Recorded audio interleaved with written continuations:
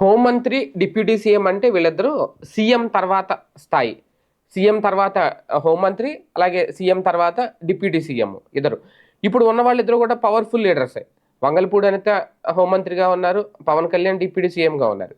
వీళ్ళిద్దరిని కూడా బెదిరిస్తున్నాడు ఒక వ్యక్తి. ఏకంగా పవన్ కళ్యాణ్‌ని చంపేస్తానని మెసేజ్‌లు పెట్టారు. అయితే మామూలు సాధారణ వ్యక్తుల్ని చంపేస్తానని బెదిరిస్తే ఆ కేసులు ఎలా ఉంటాయనేది అందరికీ తెలుసు. పట్టించుకోవచ్చు, పట్టించుకోకపోవచ్చు. పలుకుబడిని బట్టి, ఇన్‌ఫ్లుయెన్స్‌ని బట్టి ఇమ్మీడియేట్‌గా యాక్షన్ తీసుకోవచ్చు. కానీ ఇక్కడ ఏకంగా డిప్యూటీ సీఎం పవన్ కళ్యాణ్ పేషీకే ఫోన్ చేసి, లేదంటే అసభ్యకరమైన మాటలు మాట్లాడి చంపేస్తాను, నరికేస్తానంటూ బెదిరింపులు చేస్తే చూస్తూ ఊరుకుంటారా? అయితే ఇమ్మీడియేట్‌గా పోలీస్ యంత్రాంగం అయితే స్పందించింది.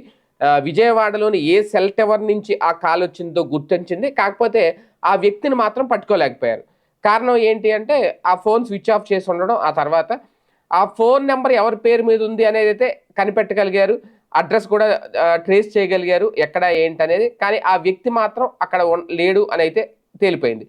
ఎప్పుడైతే ఈ విషయం బయటకొచ్చిందో సదరు వ్యక్తి పేరు మల్లికార్జునరావు అని, తిరువూరులో ఉంటాడు అని, తిరువూరుకి సంబంధించిన అడ్రెస్‌లో ఆ నంబర్ ఉంది అనేది పోలీసులైతే ఇమ్మీడియేట్‌గా ప్రాథమిక విచారణలోనే తేల్చేశారు.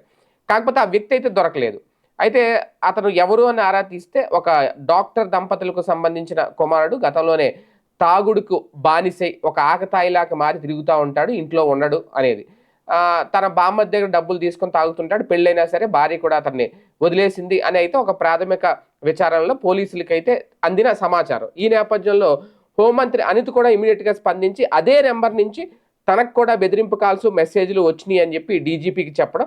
ఇమ్మీడియేట్‌గా ఆయన్ని పట్టుకోండి అని చెప్పి హోంమంత్రి కూడా ఆదేశాలు జారీ చేయడం. అంటే నిజంగా ఆహ్, ప్రభుత్వాన్ని లెక్క చేయట్లేదు అనుకోవాలా వీళ్ళు ఆకతాయిలు. ఒక డిప్యూటీ సీఎం హోదాలో ఉన్న వ్యక్తిని, హోంమంత్రిని కూడా బెదిరిస్తున్నారంటే వాళ్ళెవరైనా ఇమ్మీడియేట్‌గా సీరియస్‌గా వాళ్ళని పట్టుకోవాలి.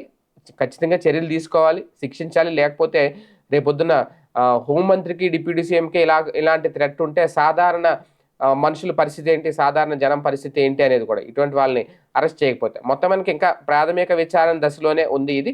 పవన్ కళ్యాణ్‌కి బెదిరింపు రావడం అంటే అది కూడా చంపేస్తానని బెదిరించడం అంటే మాత్రం ఆ పార్టీ కూడా ఈ అంశాన్ని చాలా సీరియస్‌గా తీసుకుంటుంది.